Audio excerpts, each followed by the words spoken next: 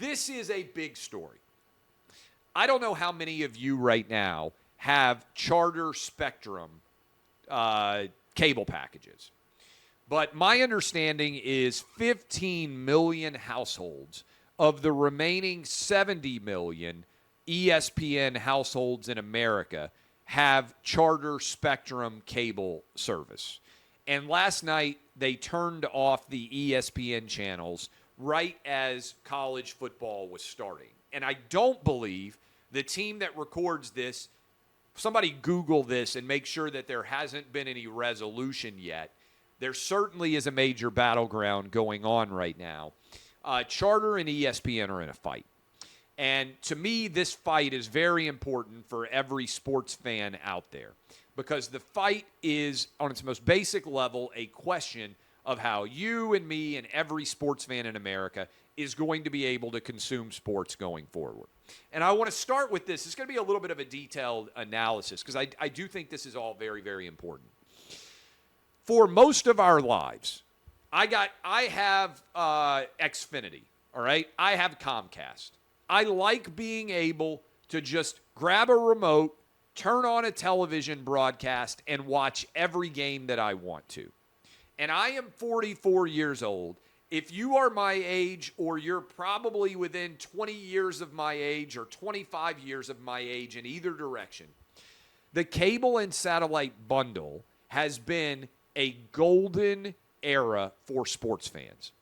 Because I'm old enough to remember when I couldn't watch every game that I wanted to watch. I'm an old man in that respect. I'm probably the last age group that even remembers this. I remember two things: having to listen to a game on the radio, not because I was driving in a car, but because it wasn't available on television. And I also remember going to buy a newspaper because the internet didn't exist and I wanted to know who was going to win a game. And I'm old enough to remember how upset I used to get when my favorite teams played on the West Coast and the game ended before the newspaper could put the score in to the box scores, right? That's how old I am. Some of you have no recollection of that. If I mention it to my kids, they're like, "What are you talking about, Dad? You're an old man." I remember having to look up scores in a newspaper and also having to listen to games on the radio, not because I chose to, but because the game was not available on television anywhere. Okay, that doesn't ever happen nowadays, right? All of us can instantaneously know. I also remember it was like my friend had invented fire.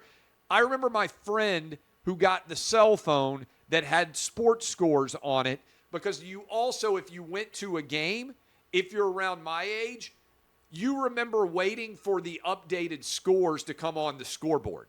And they were always like 3 hours behind. It would be like, the middle of the evening and a game that kicked off at noon, it would be like second quarter. I never understood why they couldn't update the scores better, but that was like you would go into an information vacuum. I remember as a kid going to Neyland Stadium. You're sitting there in Neyland Stadium. They have the ribbon scores. You have no idea what's going on. I guess some of those guys who would wear the headphones in, you might have gotten a better update, but they were always super delayed. I never understood why they couldn't have a more updated scoreboard, even as a little kid. All right, so I'm giving you a little bit of a backstory. All of us got to grow up. I remember when we got cable for the first time. It was like fire had been discovered. I remember my buddy having the phone that could get scores on it for the first time. I remember being like, oh my God, this changes everything. It's now getting hard to find games. I sit down now sometimes, and I can't figure out how to watch a game. I got to have the Fire Stick on. I got to have this streaming service signed up. I got to figure out whether we've got the right package to allow me. I don't even know how all this stuff works. I am old school. I want to sit down. I want to go into the guide, and I want to be able to watch every game that is occurring anywhere simultaneously. I want to be able to watch it all. That we had a blessed era of about 10 or 15 years when that happened. And now we are moving into the streaming era. And that's what this battle between Charter and ESPN is really about. Because Charter is saying, wait a minute, ESPN, you're charging us $10 a month. Historically, most people don't watch sports. So the way the cable and satellite bundle worked was everybody paid for every channel. You just didn't notice because all those costs were rolled up into one cable bill. So you might have 150 channels. You're paying a quarter for AMC so you can watch Mad Men. Different than HBO, which everybody understood you had to pay for specifically. ESPN got to $10 a month. So and this is a big part of my last book, Republicans Buy Sneakers Too. I walked you through this entire business model. If you haven't read that, I would legitimately encourage you to go read it. Your Aunt Gladys, who has never watched a sporting event in her life, was paying $100 a year to ESPN. And ESPN was using all that money that they made off of 100 million cable and satellite subscribers. There were 100 million cable and satellite subscribers about 2014. About 9 years ago, cable and satellite bundle peaked. It was at its absolute apex. You can go back and read me writing about this on OutKick. I 100% nailed this. Cord cutting started. We're now down to about 70 million subscribers. And ESPN, which is owned by Disney, is saying, hey, what we're going to do is we're eventually going to put everything on a streaming service. And people say, oh, that's great. That's a la carte. No, you're going to have to pay like $25 or $30 a month for ESPN by itself. No sports fan is saving money in a streaming era. All of us are going to get gouged because instead of everybody paying for sports, even though the vast majority of people who had a cable subscription never watched ESPN, now only sports fans are going to pay. And we're going to have to pay a lot more. And what Charter is saying is, wait a minute, ESPN, you want us to guarantee you payment for ESPN, but you are simultaneously telling everybody, oh, and in the next couple of years, wink, wink, nudge, nudge, we're going to go direct to consumer. And you're already seeing that happen with Disney Plus. And Charter is saying, wait a minute. If we're going to guarantee you billions of dollars, Disney, for ESPN and your other programming, we want all of our cable and satellite subscribers to get access to your streaming packages because they're paying for it. They're funding everything that you're buying. And what you're telling us is you're eventually going to yank the rug out from underneath us and we're going to be left holding the bag. No. As part of any extension, we want access to all of your streaming packages for all of our subscribers. I mean, it makes sense. I love sports. I am a huge sports fan. But ESPN has been gouging cable and satellite subscribers, most of whom don't watch their channel for decades now. And finally, the Charter Communications executive is saying, wait a minute, you're bragging about how you're going to offer all of ESPN programming direct to consumer. And in the meantime, you want us to guarantee you billions of dollars when you're going to yank the rug out from underneath us as you see fit, and we're going to have fewer and fewer cable and satellite subscribers. This is a big deal. And ESPN's in a tough spot. This is why they're trying to sell it. This is why they're trying to bail. ESPN's got two bad businesses. And a lot of these sport media guys, like, I don't know how dumb they are. They don't understand basic business. And you can hate me. I turned myself into a 100 millionaire through sports media. There's like 4 people who have done that as content guys. Me, Portnoy, Bill Simmons. That's maybe it. I'm not talking about people who build businesses. There's lots of people. Bleacher Report guys did a great job. My buddy Shannon Terry, building businesses. I'm talking about a guy who just sits down, talks to you directly, writes articles, builds a bit. Like, there's 3 of us that have turned ourselves into 100 millionaires as content guys building something that didn't exist otherwise. Me, Dave Portnoy, Bill Simmons. That's it. And a lot of these guys who they don't understand basic business, and I'm trying to give them a lesson, and they still don't cover it. ESPN's business is collapsing. They had 100 million subscribers in 2014. They now have 70 million, and that number is dwindling rapidly. They're trying to build a streaming service. They have lost $11 billion, that's billion with a B, dollars Disney has on their streaming service so far. The problem they've got is everybody who signs up for ESPN on streaming, most of those people are going to leave the cable and satellite bundle. Charter understands that. But you're going to have to charge everybody like $40 or $50 a month before all is said and done for streaming to make up for all the money that you're losing on the cable and satellite business. And Charter understands that really it's just sports that is holding the entire cable and satellite bundle together. Because a lot of you out there are struggling.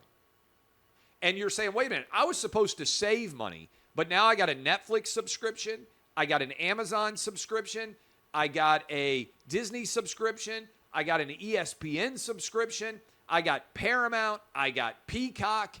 All these different subscriptions are adding up, and you're looking at your credit card bill every month, and you're saying, wait a minute, I'm spending, and then I still have a cable and satellite subscription. I'm spending way more money than I ever did on just cable and satellite, and now I can't even find the damn game that I want to watch. And it's only going to get worse.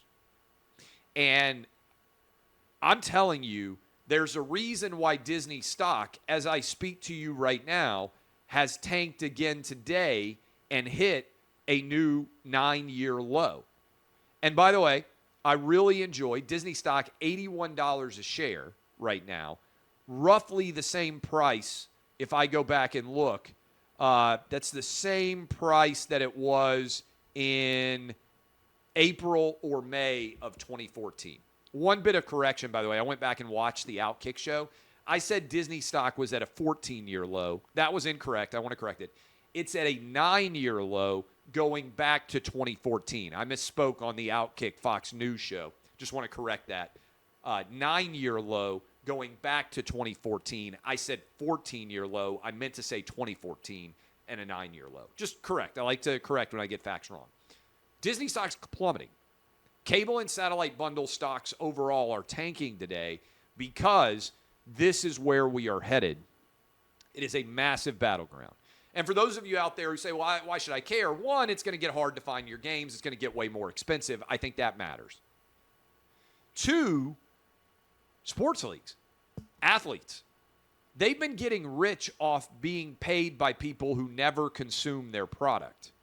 The gravy train of the cable and satellite bundle, which is the single greatest media business ever created, is suddenly collapsing, and it's being replaced by streaming, which so far only Netflix has made money from. All of those streaming services you see out there, only Netflix is profitable in streaming. And I would submit it's because Netflix is the only company whose sole business is streaming. Because what's happening with Disney, what's happening with CBS, what's happening with NBC, what's happening with all of these legacy media companies is they're losing money hand over fist in streaming while their cable and satellite bundles collapse in the meantime. Fox so far is the only major legacy network that did not go all in with a monster streaming service. Instead, and he looks more brilliant every day for doing it, Rupert Murdoch sold all of his legacy media outlet assets to Disney. And Disney paid over $70 billion for those assets, and now the price is lower for Disney than it was before it paid $70 billion. Remember, Disney has, I think, $45 billion in debt. They're in trouble. This is a real problem, and increasingly more and more people are like, oh, this is what's going on. I don't claim to have an MBA. I don't claim to be some business genius. I have a pretty good concept for business. Again, humbly, 3 people in the modern sports media industry have ever done content and turned themselves into 100 millionaires. Me, Simmons, and Portnoy. By the way, if you wanted to write, if you're a young guy and you're out there, how has no one ever written that article? How has no one ever said, hey, this is a really interesting story. There's 3 dudes who came on the scene and did content and have turned themselves into wildly successful business people, made themselves into 100 millionaires. Bill Simmons, Dave Portnoy, Clay Travis. You ever seen that article written? Just an idea. I give gifts now. I don't spend as much time writing. I'm thinking about the younger generation. Gift to all of you. How has nobody written like a 10,000 word, really fascinating piece on that? I don't know. I would write it if I weren't me. What's the impact of charter? I mentioned earlier, hey, Bob Iger. We got one of the biggest audiences in America at OutKick. You want to make your argument for why charter needs to cover ESPN? We'll cover it. We'll allow you to make your argument, and more power to you. I think charter's decision makes sense. I'm going to do a long-form write-up on this. I'm going to try to do it today. Super busy, as many of you are. I got to see what my kid's schedule is after school. I got a ton of different interviews. I think I'm on Withrow and Hutton's Hot Mic show today. I got a lot of different moving parts, all right? A couple of business calls. This is what my life is like on a day-to-day basis now. But college football ratings. ABC, down 41% in viewership. ESPN, down 44% in viewership. Game Day, down 18% in viewership. College football ratings on Fox skyrocketed, including Big Noon, the show that I'm a part of, increasing its ratings in week 1 by 22% over last year. Big Noon up 22%, Game Day down 18%. And I would say to all of you, I'm going to be on Big Noon today. If the charter lockout continues and you're a big college football fan, flip it over to Fox, the big Fox network, and you will see me and Matt Leinart and Mark Ingram and Brady Quinn and Rob Stone and Urban Meyer and the Bear Chris Felica and who knows, however, other many people that will also be on. But it will be a Tom Rinaldi. It'll be a really good collection of talent. I think you will enjoy our pregame show as well. They're going to be out at Boulder. But there's no doubt that this is having a major impact. The loss of 15 million subscribers is having to ESPN because it knocks them down to being in just a little bit over 50 million households right now. We'll see how all of this shakes out. But I think the biggest story in all of media, not just sports media, is the battle between ESPN/Disney and Charter Communications. I would encourage all of you to go read it might be 10,000 words. It's a super long-form piece that I wrote yesterday that went up this morning. I think you guys will really enjoy it. It's up on the front page of OutKick right now. Go to OutKick.com. You can go to my page at Clay Travis on Twitter. Go read this long-form piece. I think you're really going to enjoy it. But I'm going to talk about it a little bit right now as well. And in particular, as we break down everything that's going on here, I believe the cable and satellite bundle is under a direct and serious threat. The single greatest, I would argue, business in the history of media is the cable satellite bundle. Let me explain what I mean by that. If you still have a cable and satellite subscription, oh, by the way, I've still got it. I still have Comcast. I still got my Comcast remote right here. If you had a cable and satellite bundle over basically the last 35 or 40 years, you were able to pay, again, this is ballpark, roughly $100, $150 a year, and you were able to get access to every sporting event on the planet. You were able to watch games on ESPN, ESPN2, FS1, NBC Sports. You were able to watch the Big Ten Network, the SEC Network. You were able to watch ABC, NBC, CBS, Fox, all of those channels. One remote control, you were probably able to watch every sport. The cable and satellite bundle was the single greatest buy, the single greatest bargain for sports fans everywhere. And the business in 2014, 9 years ago, hit its absolute apex. Right at 100 million households were subscribed to the cable and satellite bundle. And you didn't realize it, probably, because you probably didn't pay a lot of attention to the business. but you paid a cost for every single channel. If you watched Mad Men on AMC, if you watched the SEC on ESPN, if you watched the Big Ten on FS1, every channel, CNN, MSNBC, Fox News, all of them had an individual cost. And the single most expensive channel on all of cable was ESPN. And ESPN was making billions of dollars a year. And they took all of the money that they made and they rolled it into buying the biggest and best possible sports rights that they could afford. They own the college football playoff. They own Monday Night Football now. A lot of NBA games. Major League Baseball. NHL. ESPN has committed over $45 billion in sports rights. They took all of your money that you spent on cable and they rolled it in to buy the best possible rights that they could. Okay? This is important to think about in the larger context. The problem is, in 2014, all of a sudden, the bundle began to fray. Millions of people slowly began to say, I'm not going to pay for cable anymore. Why did they do that? Because simultaneously, Netflix was rising in power. And in 2014, Netflix debuted the second season of House of Cards. Frank Underwood, if you watched it, the South Carolina politician, devious, incredibly devious, potentially, probably fair to say, sociopathic in nature, politician, became captivating for Netflix audiences. Prior to House of Cards, Netflix only licensed other entities their old programming. After House of Cards, Netflix started to spend billions of dollars in creating their own original content.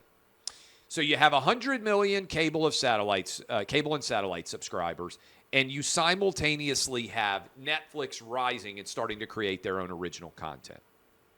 As we said a month ago, the cable and satellite bundle had moved from 100 million subscribers to 70 million.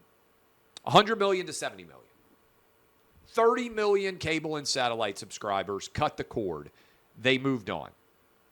And then a couple of weeks ago, a cataclysmic event occurred for ESPN's business.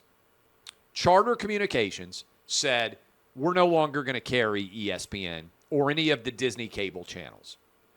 55 million is the new number because 15 million people suddenly don't have Charter ESPN coverage. And ESPN, for those of you out there who remember the rise of ESPN, over its decades of existence, has gotten used to having cable and satellite battles. And what they will say is, okay, if you don't cover us, we're going to tell everyone to let you have it, to call you, to demand ESPN, to demand the SEC network, to demand ESPN2, all of them. They have gotten used to winning the battles and already making more money. Always they win. Charter called their bluff here. Charter looked at the way this story is laying out. They said, wait a minute. Bob Iger, the CEO of ESPN, CEO of Disney, which owns ESPN, has been pretty straightforward in saying that eventually ESPN is going to go direct to consumer. But in the meantime, they're trying to make as much money off of us as they possibly can. And Charter said, wait a minute, let's look at our business. We actually make more money off of the internet, off of broadband, than we do actually in the cable business. So Charter did something remarkable. They said, okay, go ahead and switch. Go sign up for YouTube TV. Go sign up for Fubo. We don't care. We don't really want to be in the cable and satellite business anymore. It's not that profitable for us. And they called a bluff for ESPN. They said to ESPN, okay, go ahead Try and direct all your anger at us. We don't care. And they stopped allowing people to watch ESPN on the Thursday when the Florida Gators were scheduled to play against the Utah Utes. And then that was week 1. They also did it then running all the way into week 1. They went directly after ESPN for college football's opening weekend. And it appears that they're no closer to entering into an agreement because Monday night, we've got the Jets going up against the Bills in Monday Night Football, which is a seismic game. Charter called ESPN's bluff. And from a business perspective, all of a sudden ESPN in 2014 has gone from 100 million cable and satellite subscribers all the way to 55 million. What's going on here? The bluff has been called. ESPN isn't ready to go direct to consumer because they know that the math, and again, I encourage you to go read the article, they know that the math doesn't add up to be able to replicate the money that they make off cable and satellite subscribers now through a streaming service. And what they've tried to argue, what Disney has tried to argue, what Bob Iger has tried to argue is, well, ESPN and the cable and satellite bundle may be trending downwards, but at the last possible moment, we're going to step off this sinking ship and we're going to step onto the new streaming service. And that new streaming service is going to be a rising tide. It's going to be a great business. The problem is it's not true. What's actually gone on, and this is writ large for all of cable, what's actually gone on is the cable and satellite bundle is collapsing. And it's collapsing because Disney, CBS, NBC, Comcast, Paramount, Peacock, all of these big media companies got afraid of Netflix and they decided to destroy the cable and satellite business while going after the streaming business. You know how much Disney has lost so far with Disney Plus, Hulu, and ESPN Plus? $11 billion. I am not a business expert, but whenever you start needing to make $11 billion and $1 to get to actually making a profit, you're in a dangerous position. So Disney took a really good business, that is the cable and satellite bundle, and they destroyed it by going after the streaming audience. Now, what's the analogy here? And again, I would encourage you to go read it, but I'm kind of giving you a synopsis here by talking through it. Disney is in the business of owning content forever. That's what they did when they bought Pixar, when they bought Star Wars, when they bought Indiana Jones, when they bought Marvel, when they have created all these different movies, especially animated movies. As I said in the article, your kids and grandkids will probably know who Darth Vader is. They'll probably watch the Star Wars movie. They probably will know who Thanos is. They will watch the Avengers movies. But as you look at that, the Disney model isn't reflected in the ESPN business because ESPN is just in the business of renting games from leagues. And if ESPN doesn't pay the most money, well then, those leagues will go to someone else. And what you look at now is, given the fact that ESPN is on the hook for tens of billions of dollars, they're Blockbuster Video. And if you think about it, the analogy makes pretty good sense, because what did Blockbuster Video do? For those of you who are old enough to remember, Blockbuster Video just took the movies that other people rented and they put it inside of your store. You went to the store, you grabbed those movies, you brought them home, you put them either on VHS or later on DVD, and you watched, hopefully, the movie that you wanted to see. But then Netflix arose, they started streaming, and people said, why do I need to go to the actual video store? Why do I need to go to Blockbuster Video at all? and Blockbuster cease to exist. Here's the challenge. Most places, if they had a Blockbuster video store, they just replaced it with a new store. The grocery store didn't go bankrupt. The gas station didn't go bankrupt. The Subway franchise next to Blockbuster didn't go bankrupt. They just found another entity to rent that physical location when Blockbuster went video. By the way, I think there's went bankrupt. I think there's still one Blockbuster video all the way out on the West Coast, maybe in Washington State, if I'm not mistaken, and it's now a tourist attraction. ESPN has the same business model as Blockbuster. They rent other people's content and are a middleman to make money off of it. But, and this is key, ESPN is actually something more than Blockbuster too. The better analogy when you consider ESPN in the context of the cable and satellite bundle is they are an anchor tenant inside of a shopping mall. And I had this sudden revelation walking through my old mall recently. When I was a kid, I used to work at Rivergate Mall in Goodlettsville, Tennessee. I worked in the American Eagle store there as a teenager. Side note, one of the best jobs I've ever had. Pretty girls walking in all day long. I'm 16, 17, 18 years old. Always have an excuse to walk up and talk to any pretty girl that walks into the store. It was a tough job to beat. I made $4.50 an hour. That's my real salary back in 1995 or 1996. One of the most fun jobs I ever had. Lots of cute girls worked in the store alongside of me. It was tough to beat. All right, $4.50 an hour. If I worked a full 8-hour day, I would make like $26 after taxes. I mean, this is real. So, think about how crazy that is, by the way. 8 hours, $4.50 an hour. Yeah, I was literally making like $26 for a full day's work. Rivergate Mall is basically done. Many of the big stores have left. The Sears, the Dillards, the Macy's. We may have had a Macy's. I can't even remember it.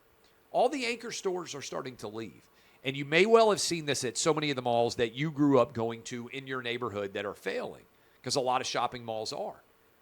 When the anchor tenant leaves, the rest of the mall starts to collapse. Sports is the anchor tenant of the cable and satellite bundle. As soon as you can no longer get most of the games with a cable and satellite subscription, then the overall cable and satellite bundle is going to accelerate its collapse. News and sports are what is holding this together.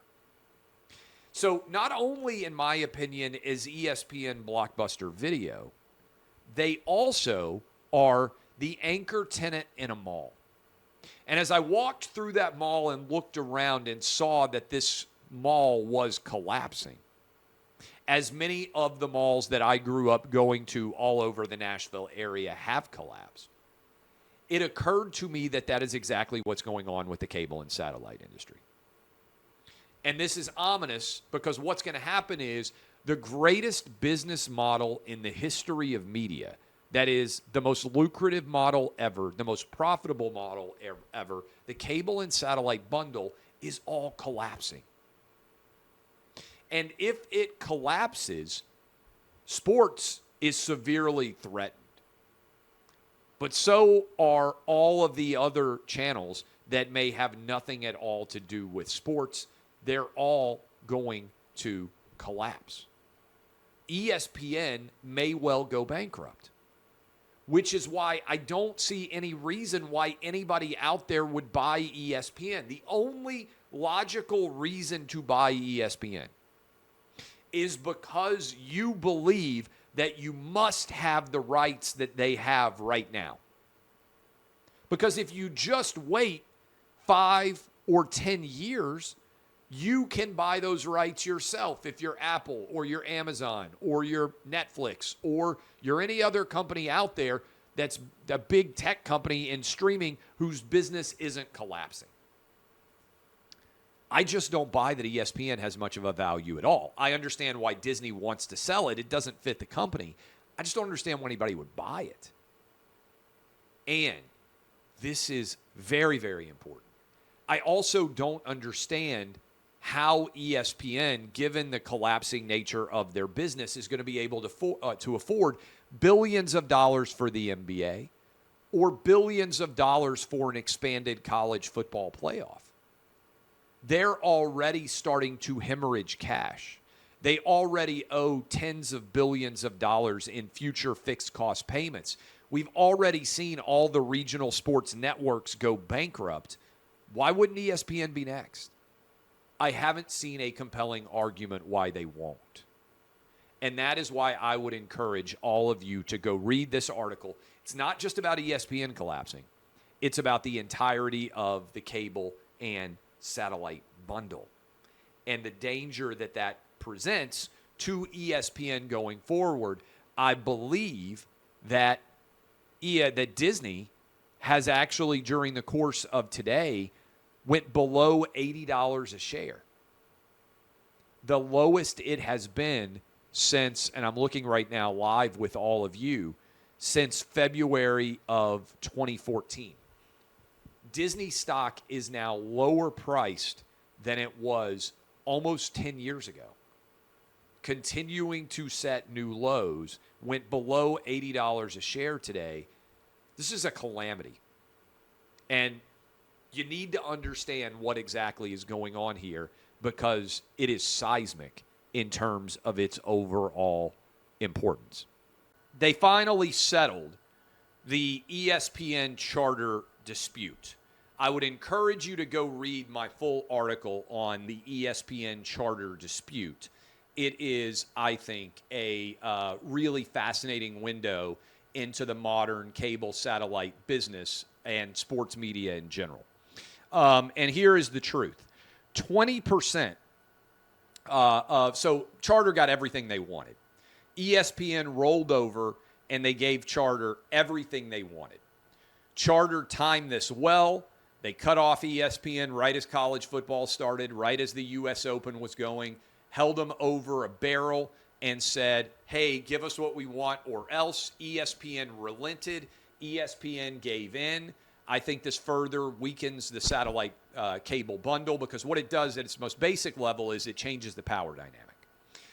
For decades, ESPN was able to say, if you take us off air, we'll absolutely rain holy hell down upon you. Charter said, yeah, we don't really need ESPN. Go and you can hop on another service. Go sign up for Fubo. We'll be fine because Charter makes more money now off of broadband than they do cable. And this changes the dynamics in a big way. And I think it further hastens the demise of ESPN because everybody's going to look at what Charter got now, and they're going to say, why wouldn't we get the same thing? And I think as a result, ESPN's in real trouble. But as a part of this, Charter gets access to all the ESPN streaming services. They also get to remove, I don't know all these channels, some of you may, Baby TV, Disney Junior, Disney HD, Freeform, FXM, FXX, National Geographic Wild, and National Geographic Mundo. I don't know much about these channels, but it's a sign that we are going to see more and more cable and satellite companies standing up to Disney/ESPN because the power dynamics have shifted. And ESPN was terrified that if they weren't on in LA and New York and Dallas, which are the three biggest markets for Charter, that they were going to have massive failures. And I don't know when this thing would have gotten resolved. So ESPN rolled over and said, hey, you're right. You're the boss. We apologize effectively.